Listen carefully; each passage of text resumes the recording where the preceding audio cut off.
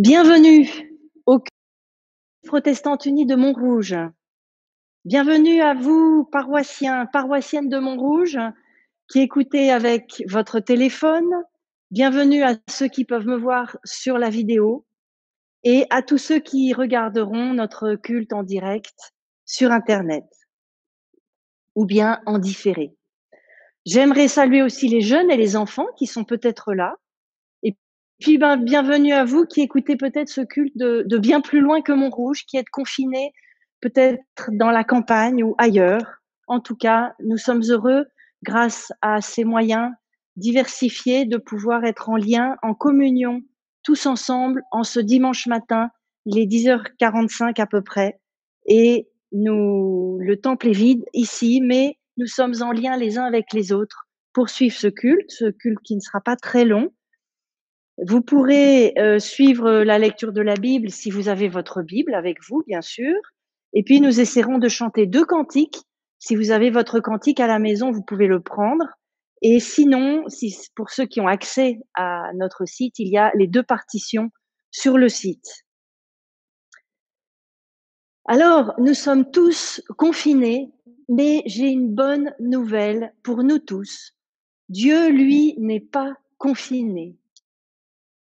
Il continue d'être présent auprès de chacun et chacune d'entre nous. Jésus-Christ est venu pour tous, où que nous soyons, que nous puissions sortir ou pas, que nous puissions être libres ou pas. Nous sommes le 4e dimanche de Carême.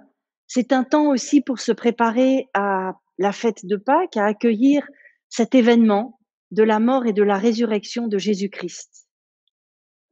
Alors notre Dieu est un Dieu de parole. Et sa parole donnée aujourd'hui a peut-être plus de poids quand on l'entend au téléphone ou bien en vidéo.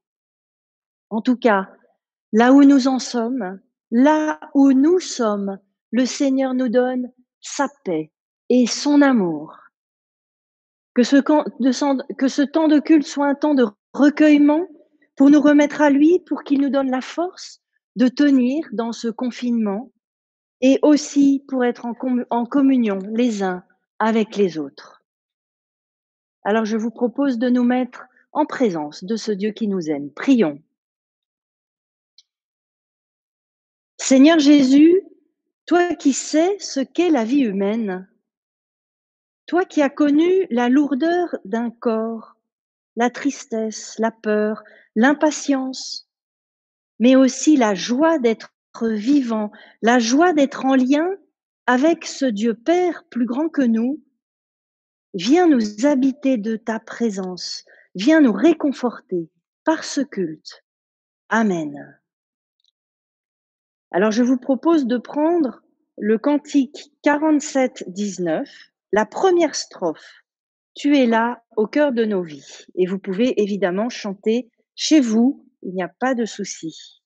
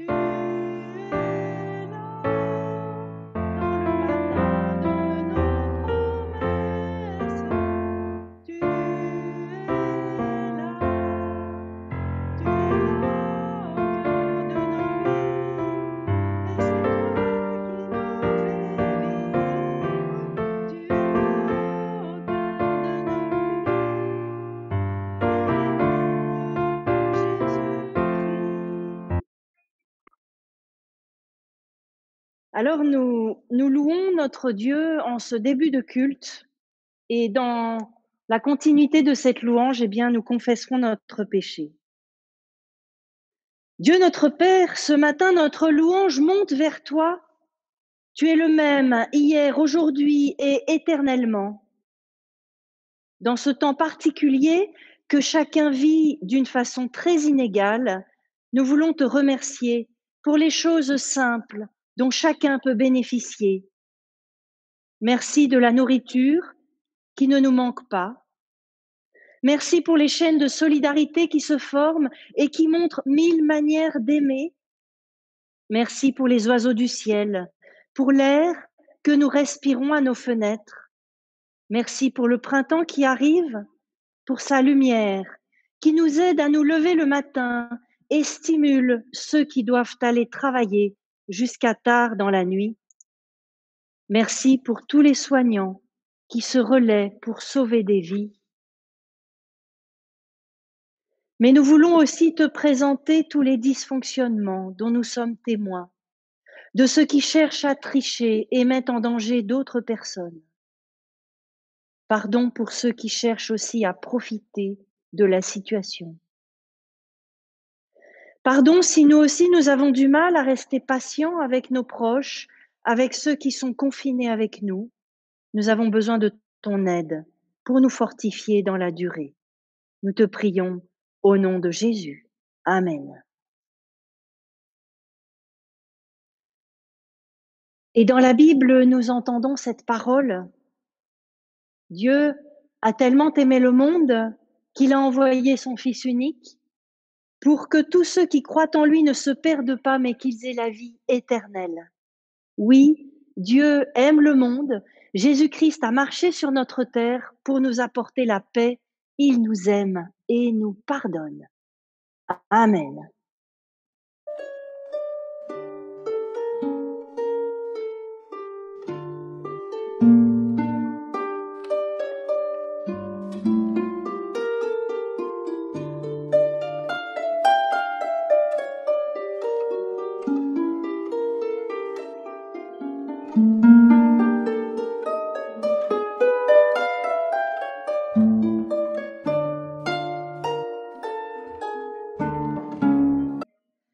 La bonne nouvelle de Jésus-Christ a traversé les époques depuis 2000 ans et a nourri des générations de croyants.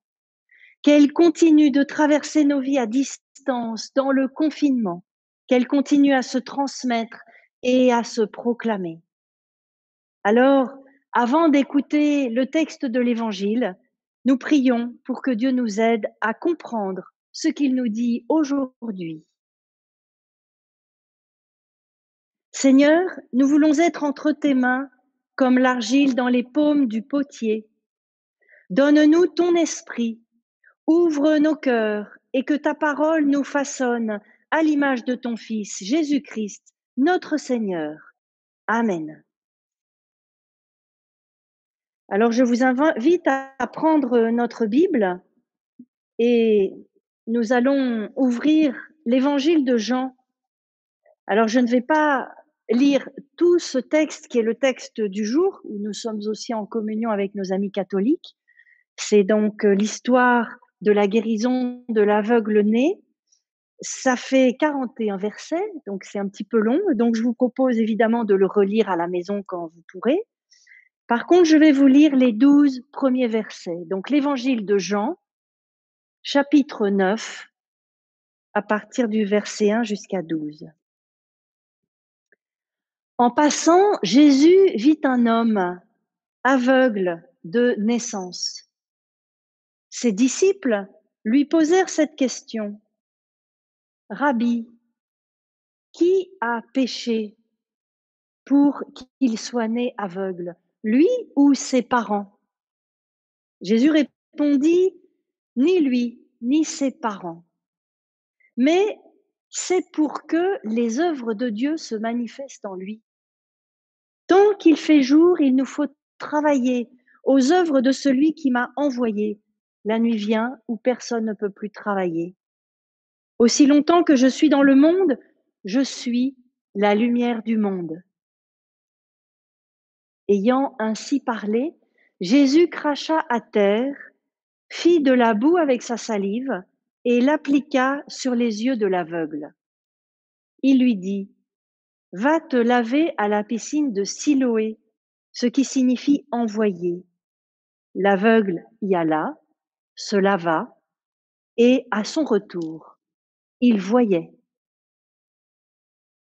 Les gens du voisinage et ceux qui auparavant avaient l'habitude de le voir, car c'était un mendiant, disaient: «N'est-ce pas celui qui était assis à mendier?» Les uns disaient: «C'est bien lui», et d'autres disaient: «Mais non, c'est quelqu'un qui lui ressemble». Mais l'aveugle affirmait: «C'est bien moi». Ils lui dirent donc: «Et alors, tes yeux, comment se sont-ils ouverts?» Il répondit: «L'homme qu'on appelle Jésus a fait de la boue, m'en a frotté les yeux et m'a dit: Va à Siloé et lave-toi. Alors moi, j'y suis allé, je me suis lavé et j'ai retrouvé la vue.» Ils lui dirent: «Où est-il celui-là?» Il répondit: «Je n'en sais rien.»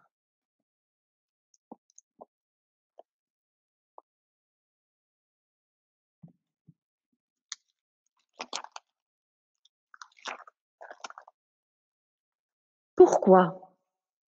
Pourquoi cet homme est-il aveugle? Pourquoi ce malheur nous arrive-t-il? Pourquoi un simple petit virus arrête la vie du monde entier? Pourquoi tous les projets que nous avons élaborés et qui devaient se réaliser dans les prochaines semaines seront annulés et nous en serons tellement frustrés? Pourquoi tant d'inégalités devant le confinement? Pourquoi la souffrance? Pourquoi la mort? Depuis que le monde existe, depuis que l'être humain peut parler, réfléchir, il se pose ces questions du pourquoi. L'être humain a besoin de comprendre et ce besoin lui a permis de répondre à tant de questions. Comment fonctionne le monde, la nature, l'univers, l'être humain, comment fonctionne son corps, sa psychologie? Toutes ces connaissances et ces découvertes ont été appelées le progrès. On a commencé à rendre la vie meilleure au tout début, quand on a commencé à maîtriser le feu, et puis ensuite, eh bien, on a maîtrisé davantage de choses, des matériaux sur la terre qui nous ont permis de vivre mieux jusqu'à notre électricité aujourd'hui, jusqu'à diminuer les risques d'être malade et de mourir plus vieux.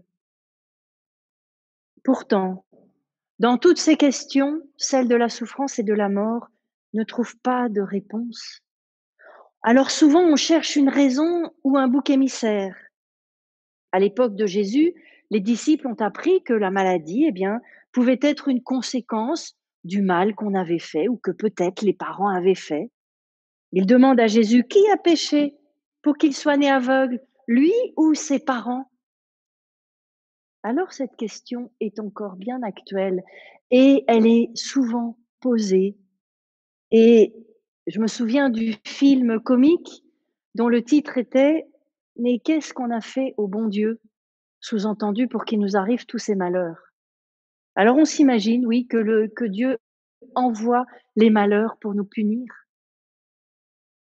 Pourtant, ce n'est pas ce Dieu-là que Jésus vient révéler. En effet, que répond Jésus à cette question? Il répond: ni lui, ni ses parents. Mais c'est pour que les œuvres de Dieu se manifestent en lui. Jésus ne donne jamais de raison au malheur, jamais. Il constate que nous vivons une vie avec parfois des drames, des relations difficiles, avec des événements qui surviennent sans qu'on s'y attende, mais il n'accuse jamais personne, ni rien d'être à l'origine de ce mal. Dans dans l'Évangile, il va parler de cet ennemi dans une autre parabole qui est à l'origine de la division. À la question «Pourquoi?» des disciples, Jésus répond: «Pour que». C'est un pour qui ouvre. Il sort du pourquoi qui enferme dans un passé finalement qu'on ne peut pas changer, avec pour que il ouvre un chemin. Et tout est dans ce basculement. L'homme était aveugle, il va voir à nouveau. L'homme était exclu de la vie sociale, religieuse, il va être réintégré. Pour le guérir, Jésus prend de la terre et il fait et il fait de la boue avec sa salive, c'est-à-dire qu'il procède aux mêmes gestes que ceux de la création. Il fait advenir une nouvelle création, un nouvel homme, pour qu'on sache que cette vie nouvelle vient du Dieu d'amour. Alors à nous de tourner autrement la question du pourquoi ce virus en que pouvons-nous faire de cette situation? À nous de calmer notre peur et d'entrer dans un pour que qui appelle notre confiance. Dans ce temps si particulier, beaucoup ont trop de temps pour réfléchir.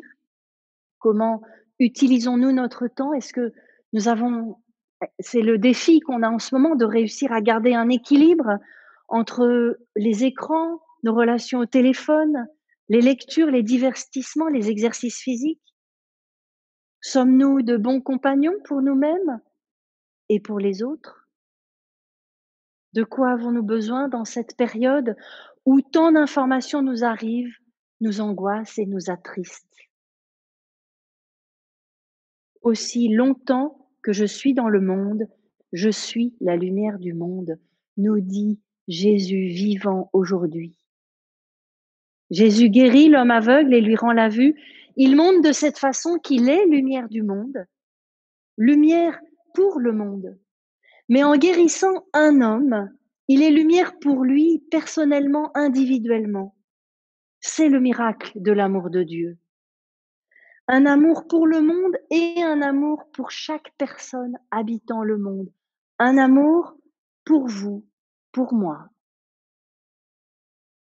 La guérison d'un aveugle est aussi symbolique et renvoie à une autre manière de voir. Et la suite du texte que vous pourrez lire montre que tous ne voient pas la vérité que Jésus apporte. Beaucoup ne croient pas que cet homme a retrouvé la vue. En France, le siècle des Lumières a été le début d'une époque où la raison a permis de grandes avancées jusqu'à aujourd'hui. C'est grâce à l'intelligence des humains qu'on espère trouver un traitement pour la maladie. Mais c'est notre plan que se pose la question du pourquoi la souffrance et la mort. Non pas celui du savoir, mais de l'existentiel. L'aveugle dit à ceux qui ne veulent pas le croire, je ne sais qu'une chose, j'étais aveugle et maintenant je vois. Cette dimension s'ancre dans la profondeur de l'existence et c'est justement dans cette profondeur que Dieu vient nous rejoindre. Il ne nous attend pas là-haut dans le ciel, il descend vers nous dans nos souffrances, dans nos questions, dans nos découragements, rejoint par la personne de Jésus sur terre avec nous. Il est descendu avec lui jusqu'au fond des ténèbres de ceux qui l'ont piégé, trahi, abandonné, accusé, humilié, torturé, crucifié. C'est incompréhensible que Dieu ait fait cela par amour pour les humains. Cela ne peut pas se comprendre parce que Jésus est ressuscité. Jésus a été rendu à la vie. Cela ne peut que se recevoir, se croire. C'est en accompagnant Jésus dans les profondeurs que Dieu l'a fait remonter jusqu'à lui en lui donnant une vie nouvelle et éternelle.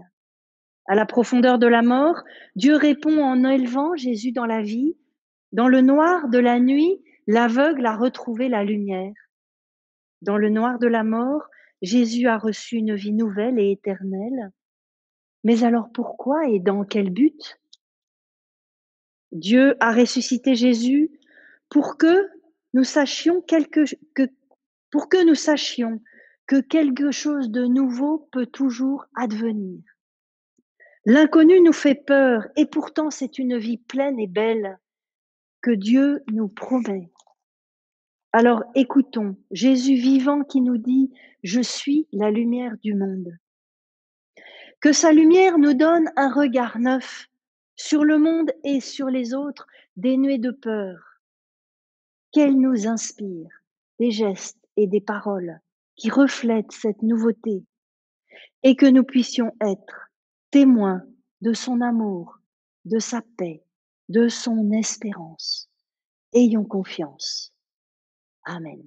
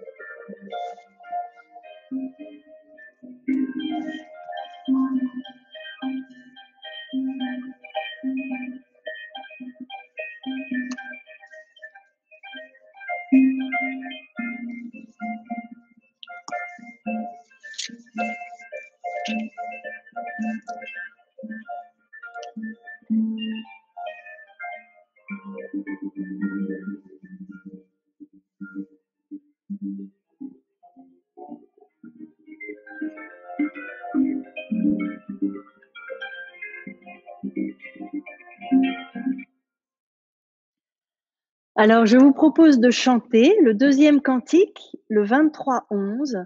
Je crois en toi, mon sauveur ressuscité, et nous allons chanter la première strophe.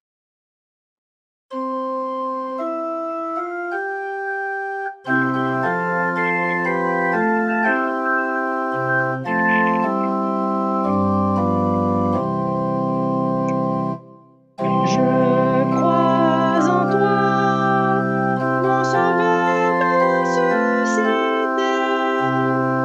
Rien ne pourra de mon cœur ôter la foi. Je veux garder la fierté de baptiser. Ta force me conduit, Seigneur, tu es ma joie. Ô Seigneur, maître de la vie, je chante avec amour ta gloire, ô Jésus-Christ.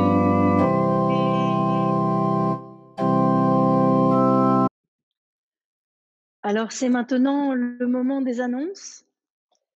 C'est donc, une expérience complètement nouvelle, complètement étonnante que nous vivons, en tout cas, ici à distance.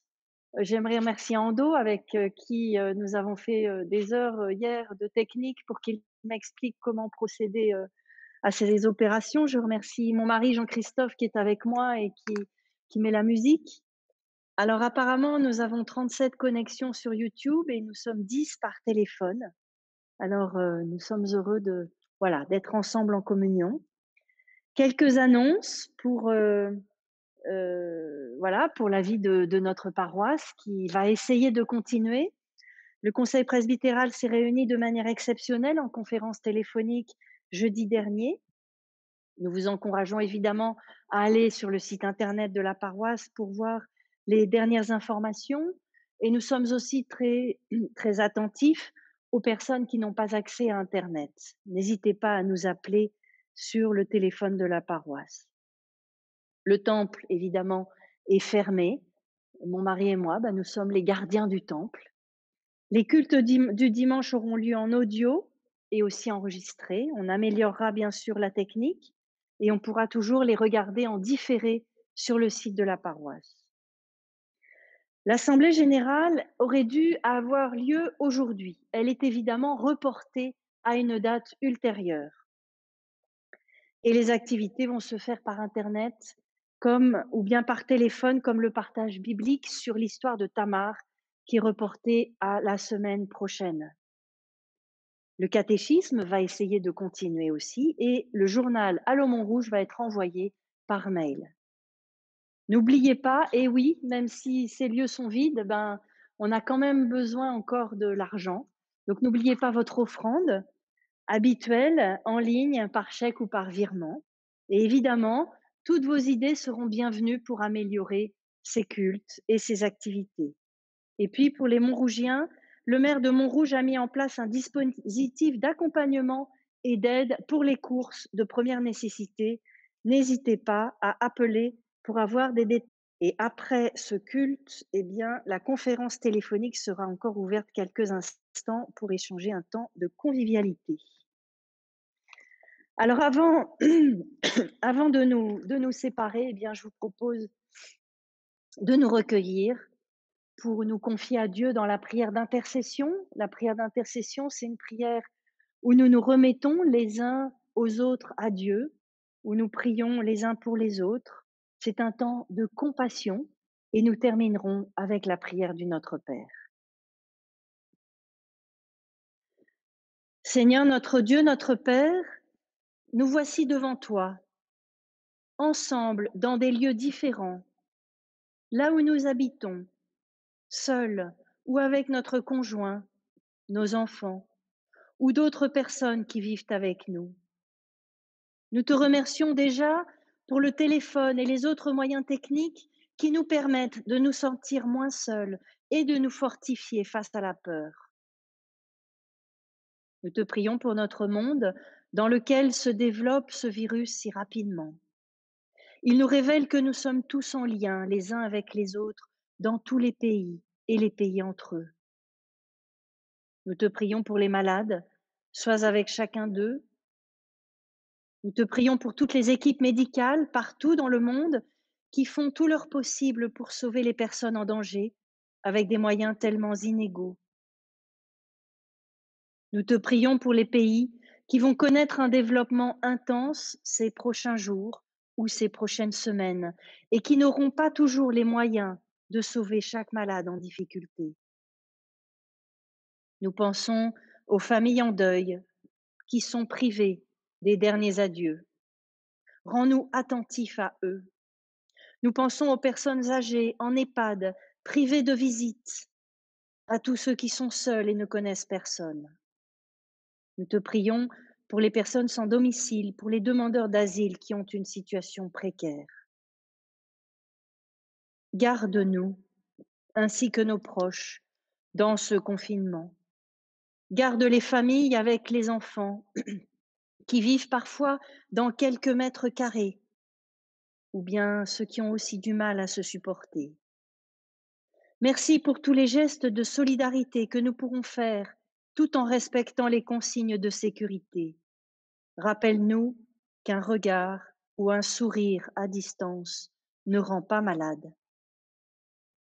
Nous te remettons dans le secret de nos cœurs tous ceux qui ont besoin de ton amour.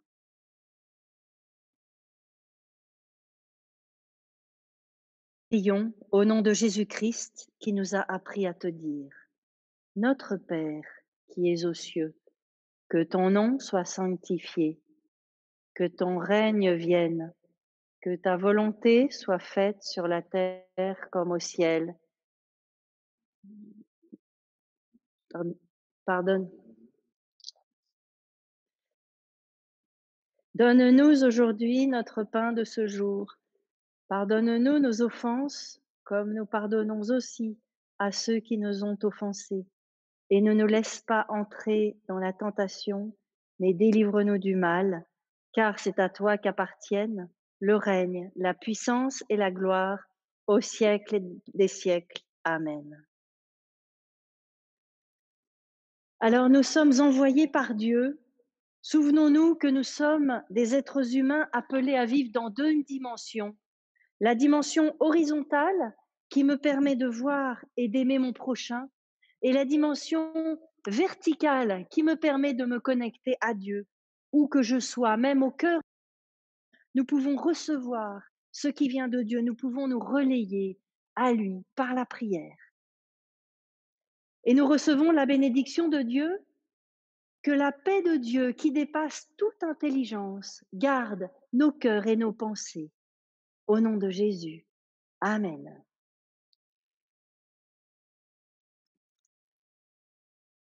Je vous donne rendez-vous dimanche prochain pour le culte.